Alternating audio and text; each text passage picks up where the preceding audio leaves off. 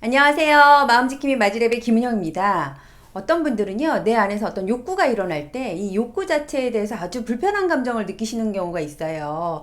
이 불편한 감정이 발전하면 이게 탐욕인가? 막 이렇게 헷갈려 하시다가 심하면 신경증으로까지 가는 것 같습니다. 그래서 어떤 분들은 기본적인 욕구가 느껴짐에도 불구하고 그걸 불편해 하시면서 막 회개해야 되나? 막 이러시는가 하면, 또 반대로 어떤 분들은 분명히 탐욕 수준까지 갔는데도 아주 뻔뻔하게 당당하게 누리려고 요구하잖아요. 그래서 욕구에 대해서, 특히 이제 심리적인 욕구에 대해서 이 특징 몇 가지를 얘기해 보겠습니다.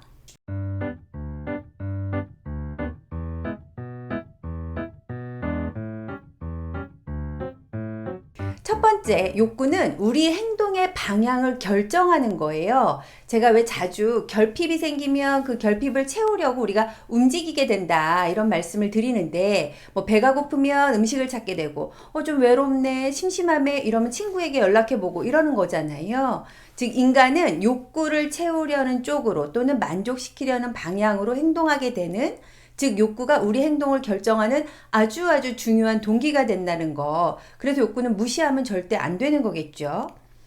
두 번째, 이런 욕구는 생리적인 욕구와 심리적인 욕구로 구분할 수 있습니다. 이제 다 아시다시피 1차적인 욕구는 생리적인 욕구죠. 성욕, 수면욕, 식욕, 이런 건 생물학적인 의미를 가지고 있을 텐데요. 이제 중요한 건 우리가 2차적인 욕구가 있다는 거예요. 다분히 심리적인 영역으로 애정 욕구, 관심받고 싶은 욕구, 또 인정받고 싶은 욕구, 또 힘으로 지배하고 싶은 욕구 등등이 여기에 포함이 되겠죠.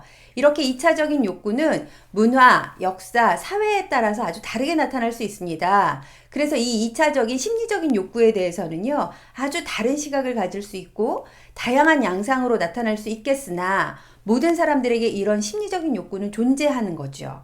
세 번째, 욕구의 종류는 학자들마다 좀 다르게 정의를 하긴 합니다. 매슬로우는 욕구를 위계로 얘기하잖아요. 생리적인 욕구 다음에 안전한 욕구, 안전의 욕구 다음에 소속, 애정의 욕구, 그 다음에 인정받고 싶은, 또 존중받고 싶은 욕구, 마지막 단계의 자아실현 욕구를 얘기하는데요.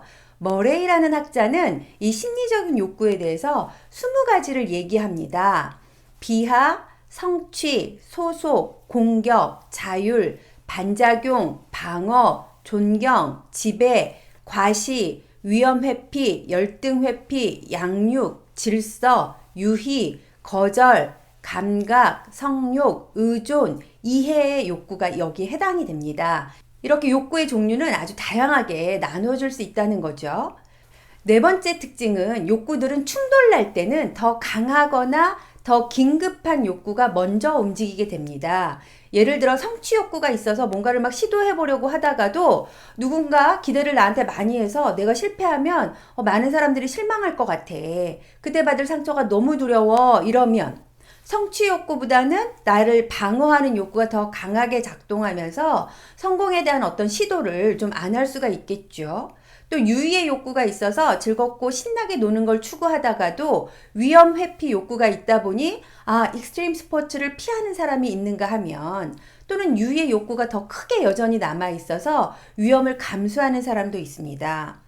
또 공격성이 되게 높아질 수 없는 환경에 노출되다 보면 공격 욕구가 더 강해질 수도 있겠고, 누군가를 돌보고 싶은 양육 욕구가 강해지는 환경과 상황도 있을 수 있겠죠.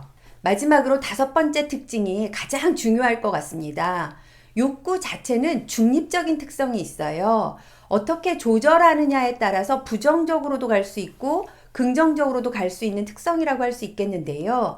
그래서 욕구는 조절하는 거다. 조절되지 않으면 탐욕으로 갈 수 있다. 그런 측면에서 욕구 위계를 얘기한 매슬로우는 욕구를 경영하라 라고 이야기하는데요. 이 말의 의미는 다스려라, 조절해라, 이런 의미가 되겠죠.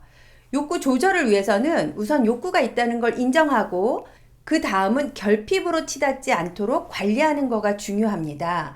탐욕의 특징은 자족할 줄 모른다. 그래서 감사가 없겠죠.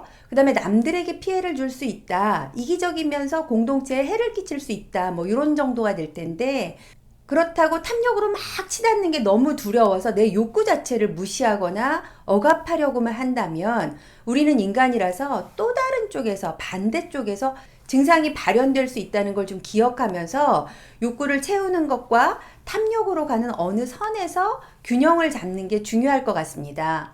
제가 최근에 본 논문 제목이 Caring for Others Without Losing Yourself라는 제목이 눈에 확 띄더라고요.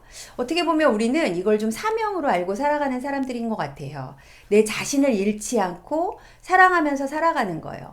내 자신에 포함되는 것 중에 하나가 나의 욕구가 되겠죠. 그래서 나의 욕구를 탐욕으로 가지 않으면서도 좀 잘 채워가면서 살펴보면서 살아가는 거가 우리 안에 좀 인식되고 우리의 삶으로 좀 들어오면 참 좋을 것 같습니다. 오늘도 이렇게 마음과 생각을 지켜서 평안하시길 바랍니다. 감사합니다.